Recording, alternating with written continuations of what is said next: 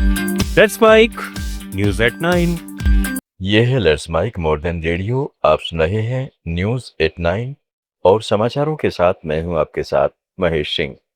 भारत ने पाकिस्तान के कब्जे वाले कश्मीर में हो रहे बड़े पैमाने के विरोध प्रदर्शनों को वहां के आर्थिक शोषण, बुनियादी अधिकारों से वंचित रखने और प्रशासनिक दमन का सीधा नतीजा बताया है। विदेश मंत्रालय ने वहां चल रहे तथाकथित स्थानीय चुनाव को अवैध कब्जे को वैध ठहराने और गंभीर मानव अधिकार उल्लंघनों को छिपाने की कोशिश करार दिया है। भारत ने पहले भी संयुक्त राष्ट्र में इस इलाके में लोगों के अधिकारों के दमन की निंदा की थी।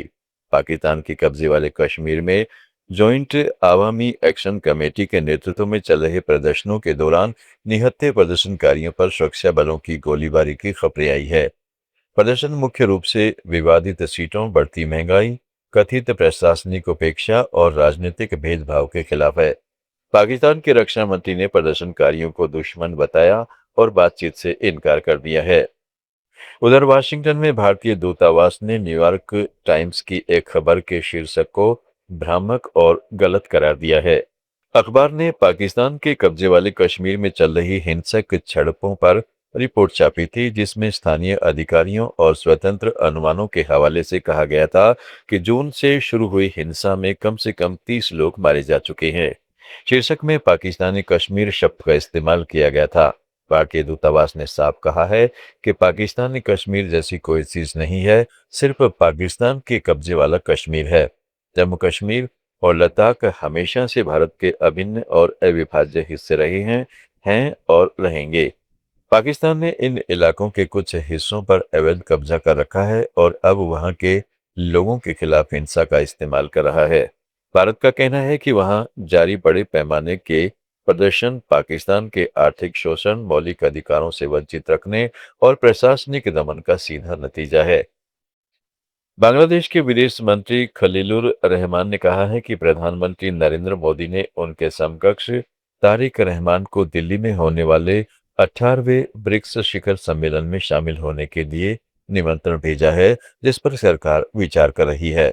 उन्होंने बताया है कि प्रधानमंत्री को विदेश यात्राओं के कई आमंत्रण मिले हैं, जिनमें संयुक्त राष्ट्र महासभा भी शामिल है। इसलिए सभी कार्यक्रमों को ध्यान में रखते हुए फैसला लिया जाएगा। भारत के उच्चायुक्त दिनेश त्रिवेदी ने ढाका आने के 5 सप्ताह बाद हुई शिष्टाचार भेंट के बाद विदेश मंत्री ने पत्रकारों से कहा है कि हम अभी इस आमंत्रण पर विचार कर रहे हैं। भारतीय उच्चायोग ने भी द्विपक्षीय संबंधों को मजबूत करने और आपसी हितों पर आधारित साझेदारी की प्रतिबद्धता दोहराई है। गौरतलब है कि प्रधानमंत्री मोदी ने फरवरी में भी तारिक रहमान को परिवार सहित भारत आने का निमंत्रण दिया था। अब ब्रिक्स सम्मेलन के लिए विशेष न्योता भेजा गया है। भारतीय रेलवे ने इतिहास से रचते हुए कोलकाता पोर्ट से नेपाल के विराटनगर तक पहली सीधी कंटेनर मालगाड़ी चलाई है। संशोधित Bharat Nepal rail transit protocol के तहत चलाई गई इस ट्रेन में 40 वैगन थे और इसमें कनोला की खेप भेजी गई। अब माल को सीमा पार उतारने चढ़ाने की जरूरत नहीं पड़ेगी, जिससे समय और लागत दोनों कम होगी। यह सेवा Jogbani Viratnagar broad gauge rail link पर आधारित है, जिसका उद्घाटन 2023 में हुआ था। श्रीलंका में तमिल राजनीति नए मोड़ पर आ गई है।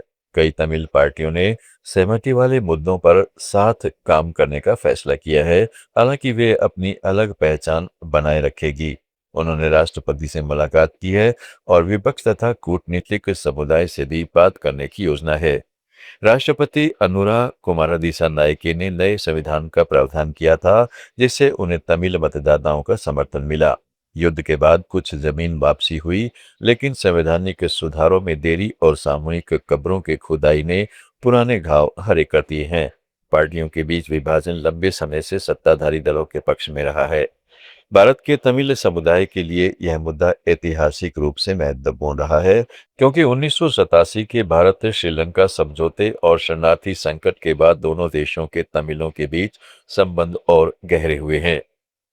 भूटान में पर्यटन में जोरदार बढ़ोतरी हुई है। इस साल की पहली छमाही में देश में 1,49,000 से ज्यादा पर्यटक पहुंचे, जो पिछले साल की तुलना में करीब 48% ज्यादा हैं। इनमें भारत से आने वाले पर्यटक सबसे अधिक रहे। 1,07,000 से ज्यादा, यानी कुल आवक का करीब 72%। ज्यादातर लोग भारत से लगे फुनसलिंग बॉर्डर से पहुंचे। ड्रुक एयर ने सिंगापुर और बैंकॉक के लिए गुवाहाटी के रास्ते नई उड़ानें शुरू की, जिससे क्षेत्रीय कनेक्टिविटी मजबूत हुई।